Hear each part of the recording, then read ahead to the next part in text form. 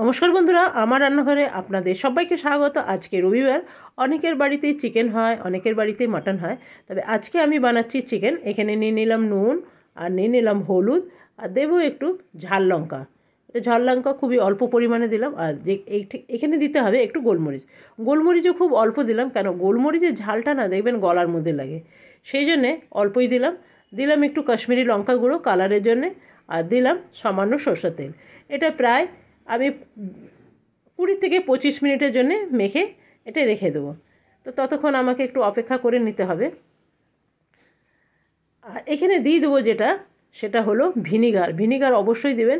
Vinegar দিলে কি হয় না, ব্রয়লার মুরগির দেখবেন একটা গন্ধ থাকে, তবে এইগুলো ভিনিগার দিলে সেই গন্ধটা থাকে না। তো আমি আধ ঘন্টা পর ফিরে এলাম। এসে আমি এগুলো আজকে বানাবো একদম কুকারে। এটা ভীষণ ভালো হয়। কুকারের মধ্যে প্রথমে আমি একটু ভেজে নেব। তো চলুন এটা ভাজা হোক। আর এদিকে আমি বসিয়ে দেবো একটু ভাত। তার জন্য জলটা অল্প গরম হয়ে এসছে, এর মধ্যে চালগুলো আমি ছেড়ে দিলাম। আর এদিকে আমি একটু পেঁয়াজ মিক্সির মধ্যেই পিষে নেব। নিয়ে নিলাম এখানে পেঁয়াজ, তবে এইখানে ছোট সাইজের 2টো পেঁয়াজ আছে। আর নিয়ে নিয়েছি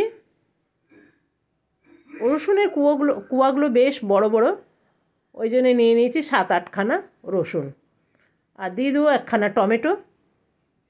টমেটোটা একদমই দেবেন, ভুললে চলবে না।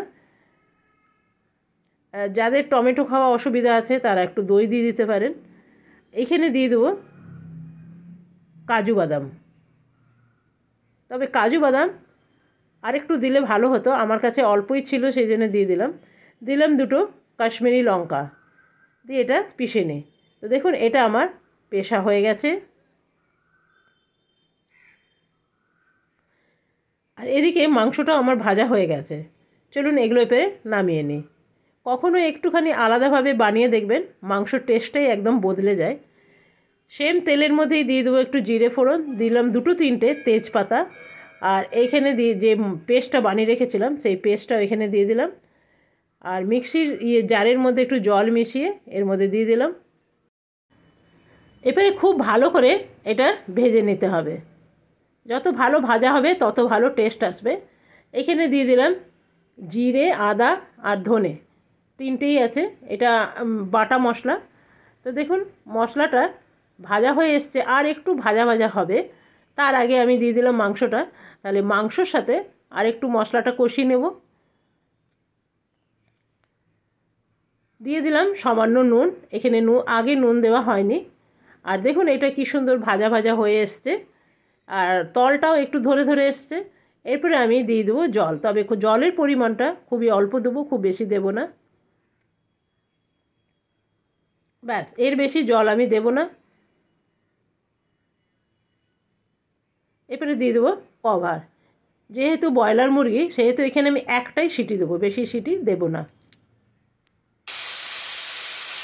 ব্যাস এই একখানাই সিটি দেবো, কেন কি ব্রয়লার মুরগি এমনি ভাজতে ভাজতেই আমার অর্ধেক সেদ্ধ হয়ে গেছিলো।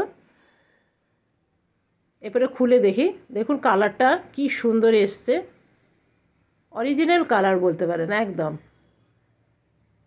আর এইখানে আমি নিয়ে নিয়েছি প্লেন ভাত।